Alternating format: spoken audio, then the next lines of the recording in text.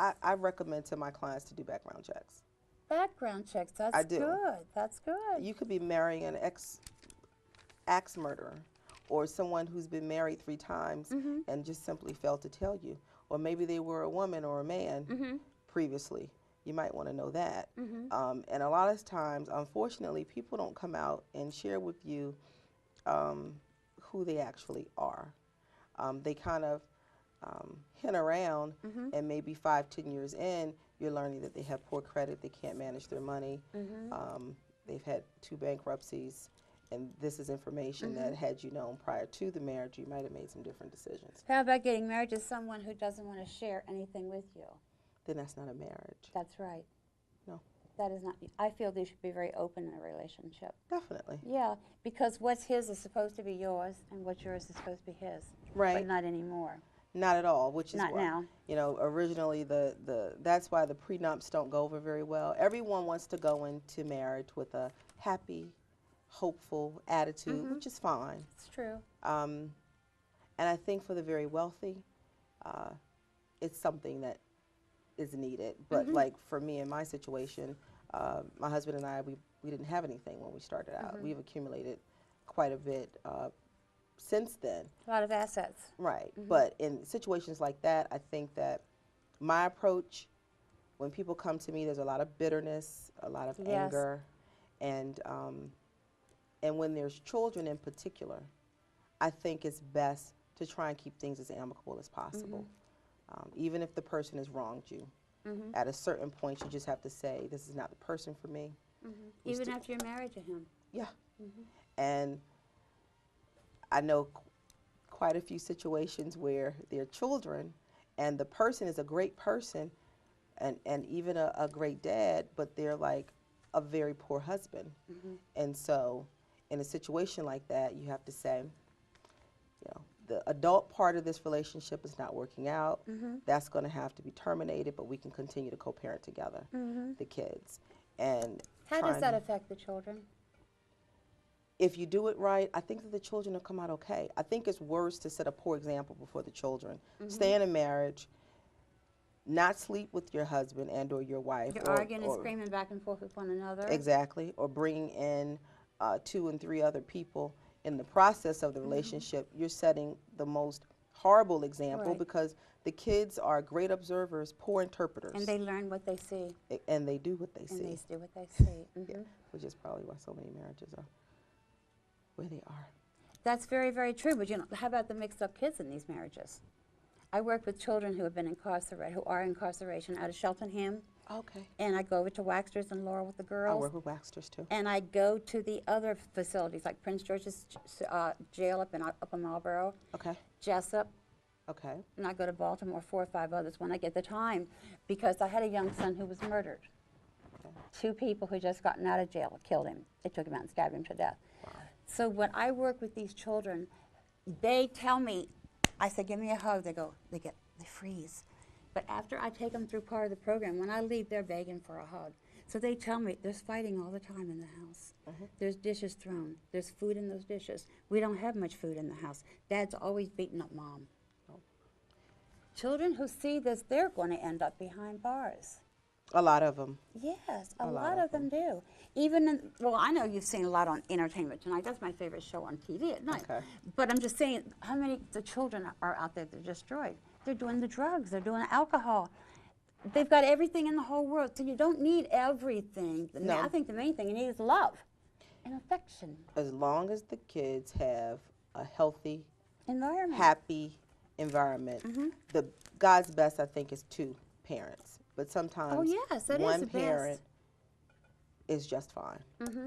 So, and that's the way that it has to be, unfortunately, in some instances. But it gives the kids an opportunity to see mom or dad get into another relationship that's probably healthier and happier.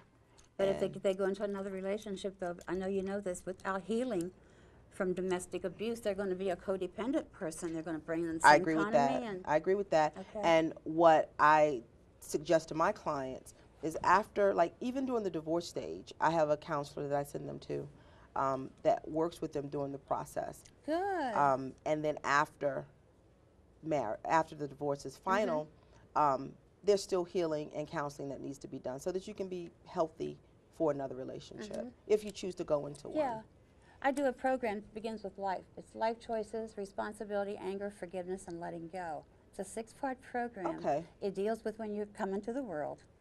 It's getting along with your parents. Parents aren't perfect, but you're not perfect. Right.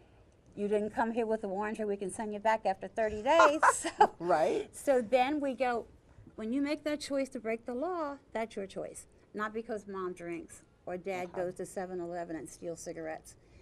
Then responsibility, you got to own up. You've got to take the responsibility for what you just did. Right. Because no matter what I can say to you, yeah, maybe mom and dad had a role in this, but you did it. Right. You made the final decision. That's right. And then anger, I do a powerful thing on anger. And then we go into forgiveness. You can forgive. You can learn how to forgive. You just don't want to remember. That's difficult. It is difficult. 'Cause It's you hard never as know hell. when, even with adults, I can think about these kids, but as adults, how do you know when you've really forgiven? Like what really constitutes forgiveness? I don't think I'm very good at that part. I don't even know Well, when I've actually done it. I had to learn to forgive the man who killed Richard because it was driving me insane. I was divorced less than 2 years after his murder because I was just so angry at the way my husband treated him. He was separated from him. Right. And I had to do what I thought was right, so I went to the prison. And they didn't want me to see this man that killed him, but they finally let me do it. Good. And he laughed in my face about what he did. So I walked up to him and I said, I forgive you for the pain you've caused me, not for what you did to Richard. I gave him a hug and I said, I wish you a good life, and I walked away. And that's What did when he I went do? to the prison. He stood there with this and grin like it plastered on his face. So he didn't know what to do. He didn't know how to what respond. do, no. So he just, but I could never forgive him for killing Richard because only Richard could do that. I forgave him the pain that he caused me. Okay. So going through that divorce, like I said, it was very hard. But I took time to find out who I was because I know as an attorney, you heard of codependent relationships. Definitely. A woman just goes back to the same thing because she's lacking something and that person's got something she wants or needs. Yeah. What are the main reasons for divorce that you work with? Adultery? Adultery. Adultery, really? Yeah. And in this area in particular, Really? yeah. Oh, good. I The won't ask air- you any names. Yeah. Oh, it's It's bad? very. Very It's- bad, it's- okay. I think probably if you were to do some stats, Mm-hmm. this area alone, it's just not a place to have a thriving marriage, especially if you're associated with somebody who, in addition to being attractive, is a person of means. Mm-hmm. And I don't think that marriage in general anymore is really esteemed. I don't think people guard it I agree or with you. value it. They don't value it like they used to, I'm sure, not- many years ago. not at all. Mm-hmm. Not at all. Now it's just trading. You just trade off. I call it other people's trash. It's That's a good basically word. it's basically what you're doing, and then no one wants to like address the issue. So when you get tired of this person, you just go find somebody else Right. that you can be a nice person with until they like get to know you, and then after they get to know you, then you find somebody else that's new, and until they get to know you, and then you just kind of That's right. You just change. Yeah. Change. Yeah. Yeah. You're only nice. You're only nice when you're getting something. Well, you're only able to stay with a person who hasn't seen all of your hats. But once they've seen all of your hats, it's not fun anymore. I think every couple before they get married should go into some kind of therapy. What You do mean like think? premarital counseling? Premarital counseling. Oh, I did that You did that? twice. I failed the first time. But yeah, I did that. No, it's good. It was good. I mean, you forget a bunch of stuff Yeah, in the yeah. course of the marriage.